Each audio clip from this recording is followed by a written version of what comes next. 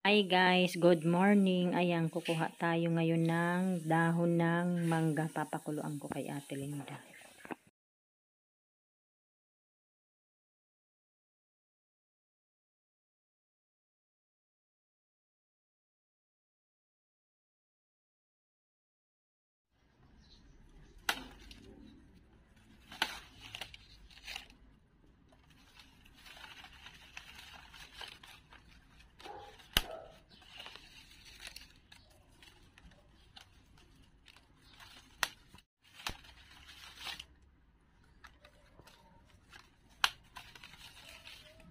Ayan, tama na to, diba Ate Linda?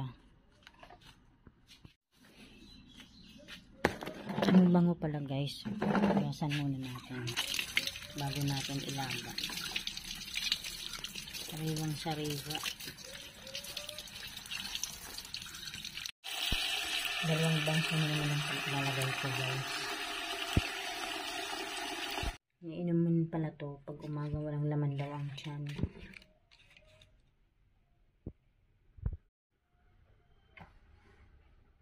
Ayan, kumukulo ng bilis.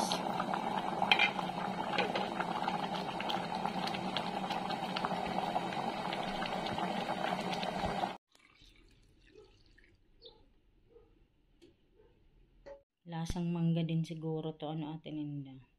Min mo na Ate Linda. Anong lasa niyan? Parang tsaa. Busin mo.